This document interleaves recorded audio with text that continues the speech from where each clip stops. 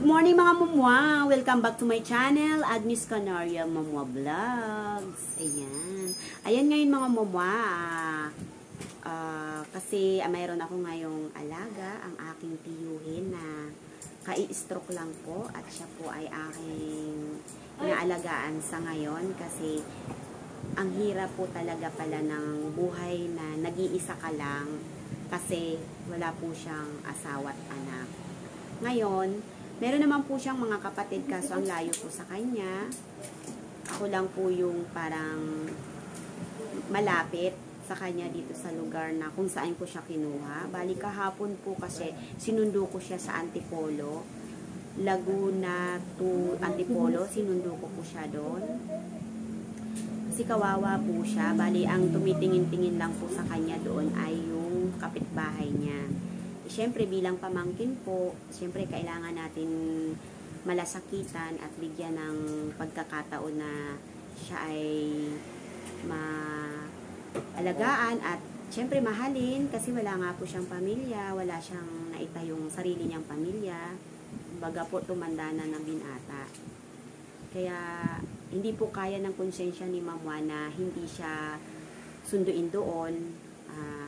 Dinala ko dito sa bahay, kaya ngayon po siya ay nasa aking pangangalaga. Ayan.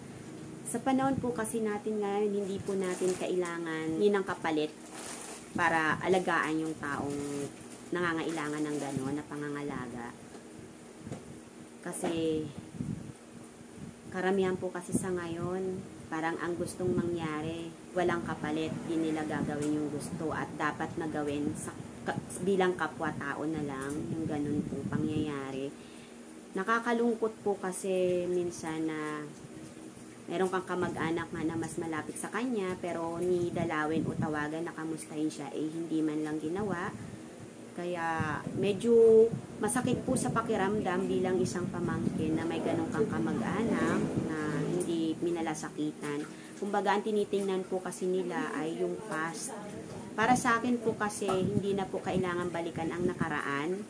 Yung mga bad moment or bad na nakaraan or, ano ba tawag doon? Mga nangyari na hindi maganda sa kanila or sa madaling salita ay gap na pangyayari, ay dapat, hindi na po dapat balikan. Dahil sa ngayon po sa sitwasyon niya ay ang kailangan po ay aruga, pagmamahal, at alaga. Yun po ang kailangan niya ngayon sa aking tiyuhin na yun po ang aking ginawa. Para sa akin po kasi ang pinaka-importante ay yung kung ano po yung ngayon or presence po. Yun po ang kailangan ng natin ngayon, hindi po yung past na mga bad memories or nakaraan na hindi maganda. Ayan po, sana po may mga natutunan kayo kasi palagay ko po hindi lang po sa tiyuhin ko nangyayari ito, baka marami pa. Ayan. Wag na po tayong magtanim ng sama ng loob kasi hindi rin po talaga maganda. Kasi baliktarin na lang po natin yung sitwasyon paano po kung ito ang nasa ganyang katayuan at wala sa inyong magmamalasakit na kamag-anak. Kung iba nga pong tao, hinawakan siya at tinanggap ng buong buo sa bahay para alagaan at pakainin ng ilang araw. Yung pakayang kamag-anak at sarili mong kadugo na hindi mo gawin sa kanya. Hindi po, tulad ko po, hindi ko po kaya kasi pamangkin niya po ako, yung tatay ko at yung tiyuhin ko ay magkapatid po na buo.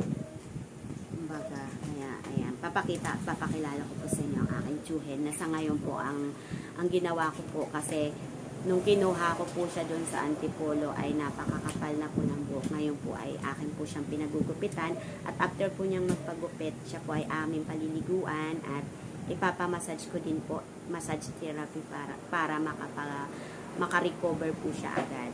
Ayan. Papakita ko po at papakilala ko po sa inyo ang aking tiyuhin. Po ang aking tiyo, ayan.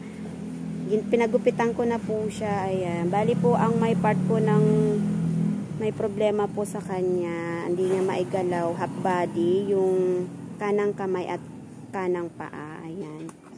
Hindi niya po maigalaw yan, so kailangan niya pong i-massage o i-therapy para po makarecover agad siya. Ayan po.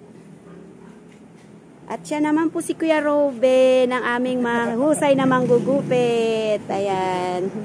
Yan po ang aming tagagupit. Ayan po, nagmukha na pong gwapo ulit si Tiyo dahil bagong gupit siya. Tiyo, tingin ka sa camera. Ayan. Hi!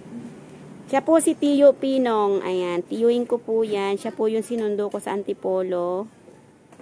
Para dito sa akin siya manatilit aking papagamot. Marami pa pong request ang doktor na gagawin para sa mga test na gagawin sa kanya. Ayan po ang aking tiyo. Nakilala nyo na po. Ayan mga mama, ayan po yung tiyo ko. Na-stroke po siya. 5 days na po siyang na-stroke. Buti na lang po may nakakita sa kanya sa bahay na bali naging caretaker po kasi siya sa isang lupa. Bali siya lang po ang nakatira doon sa kubo-kubo niya. Buti na lang po may isa siyang kaibigan na pumunta at dinalaw siya sa kubo. Ang nangyari po, nung nadatngan po siya ng kaibigan niya, ay gano'n na po yung pangyayari. Nakabaldado na po yung katawan niya, yung kalahati ng katawan niya, tapos nakababa na po yung short. Siguro dahil nga po wala nang lakas yung kalahati ng katawan niya, hindi niya na maiangat yung short niya. Ayun po, nakakaawa po yung naging sitwasyon niyang ganon. Medyo nadurog po ang aking puso kasi kahit kanino naman pong kamag-anak or kahit hindi mo nga po kadugo kapag may ganong pangyayari, tayo po ay nakakaramdam ng lungkot at awa. Ayun po, lalo pa po sa kanya, wala siyang sariling pamilya. Kumbaga po, wala po siyang naitayong sariling pamilya. Tumanda po siya ng binata. Ayun po. Hirap din po pala ng kaya dapat po pala magpapamilya ka kasi katulad po niyan, paano po kung walang pamilya walang magmamalasakit sa tiyo ko, tapos yung iba niya pang kapatid nasa probinsya, tapos nasa panampa tayo ng ganitong pandemic. Nakakaawa po yung tiyuhin ko, kaya kahapon po nagmadali akong tumakbo at sinundo ko po siya doon sa Antipolo. Inuwi ko pa siya dito sa aking bahay kung saan po ako nakatira. Nasa pangangalaga ko po siya ngayon. Ayan, lahat po ng medical needs niya, mga medicine na kailangan niya, yun po ang aking pinanggugulan ngayon, pinag-iipunan para maibigay po ang kailangan niya. Guys, o kamag-anak or kung sino man, ang pagtulog po sa kapwa ay hindi dapat humingi ng kapalit. At sa mga kamag-anak naman po, kung ano man po ang nakaraan na dapat nang kalimutan, ay kalimutan na. Kung ano man po yung nangyari, dapat di na po binabalikan. Ang pinaka-importante po kasi dapat ay yung presence. Kung ano po yung ngayon. Tulad po ng tiyuhin ko, kung ano po yung kailangan niya, yun po ang dapat ibigay. Hindi po yung mga masasamang hinain o masamang nararamdaman o sama ng loob mo sa tao. Dapat di na po yung binabalikan. Ayan mga mumuha, maraming salamat po ulit. At sana nakatulong po ako sa mga katulad kong may karanasan ng ganito na may tiyuhin o kamag-anak kayong sa madaling salita baldado po kasi hindi po nga po makagalaw. Yan po ang kailangan po kasi talaga ng taong yan ay aruga. Syempre aruga, pagmamahal ang kailangan niya. Sa ngayon po hindi ko masyadong iniisip ang financial kasi nakaka-stress po. Darating na lang po yan kapag minsan po si God hindi natutulog. Alam niya po kung ano yung kailangan natin, lalo pat kung isa lang naman ang hangarin mo sa tao, ang matulungan mo siya, makabangon sa kanyang kinalalagyan ngayon na hindi, kahit sino naman pong tao, di ba, hindi nyo gusto yung ganung pangyayari na baldado ka, tapos ang dami mong gustong gawin. Ibigay po natin sa kanya ang mahabang pangunawa. Ayun po. Ayan mga mumwa, sa mga nag-subscribe po pala sa akin, maraming salamat po. At sa mga hindi pa po nakapag-subscribe, subscribe na po kayo kay mumwa. At huwag niyo pong kakalimutan pindutin ang bell button para lagi kayong updated sa aking mga videos. Ayan mga mumwa, bye-bye po. Good morning, good morning, good morning.